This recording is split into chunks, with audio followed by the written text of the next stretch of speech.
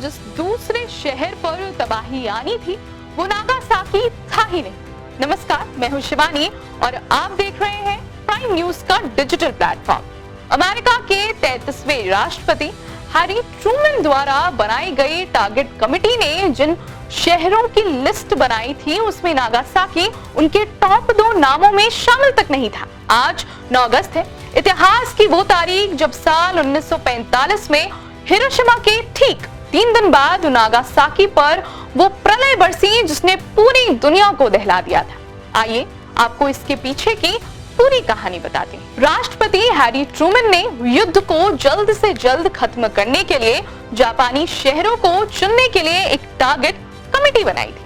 इस कमेटी ने हिरोशिमा के बाद दूसरा मुख्य टारगेट कोकुरा शहर को चुना था, क्योंकि वहां जापान का बहुत बड़ा हथियार कारखाना था। लेकिन जब 9 अगस्त की सुबह अमेरिकी बॉम्बर विमान बॉक्सकार कोकुरा पहुंचा तो आसमान में घने बादल और धुएं की वजह से टारगेट साफ नहीं दिख रहा था। जापानी विमानों के हमले और कम होते ईंधन को देखते हुए पायलट मेजर चार्ल्स स्विनी ने अपने दूसरे विकल्प यानी नागासाकी की तरफ रुख कर लिया। नागासाकी कोई छोटी जगह नहीं थी, बल्कि ये करीब 2,63,000 की आबादी वाला एक बड़ा बंदरगाह और औद्योगिक शहर था, जहां मित्सुबिशी के सैन्य कारखाने में इसके पेट में फैटमैन नाम का प्लूटोनियम बम पल रहा था, जो हिरोशिमा वाले बम से भी ज्यादा शक्तिशाली था। जैसे ही आसमान में एक छोटा सा छेद खुला, बम्बार्डियर कैप्टन कैम्ब्रिट बिहान ने निशाना देख लिया और सुबह 11:02 पर फैटमैन को नागासाकी पर गिरा दिया गया। हालांकि वहां की पहाड़ियों की वजह से नुकसान कुछ हद तक कम हुआ, फिर भी तबाही दिल दहला देने वाली थी। धमाका इतना भयानक था कि ग्राउंड जीरो के पास मौजूद लोग पलक झपकते ही भाप बनकर उड़ गए। शहर के हजारों घर राख बन गए और शुरुआती धमाके में ही करीब 40,000 से ज्यादा लोगों की जान चली गई।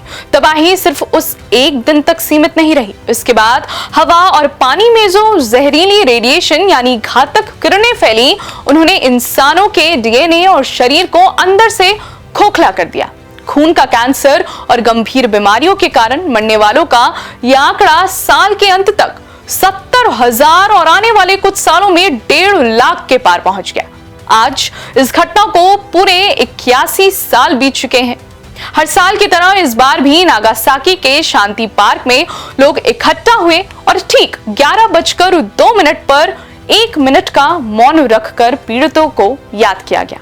नागासाकी के मेयर ने दुनिया को साफ साफ चेताया है कि परमाणु हथियार कोई बुराई नहीं है, बल्कि ये सबसे बड़ा पाप है। अगर हमें इंसानों की जान बचानी है तो इन खतरनाक हथियारों को हमेशा के लिए मिटाना ही होगा। इंसानियत को शर्मसार कर देने वाली इस घटना पर आपकी क्या राय है, हमें कमेंट्स में जरूर बताएं।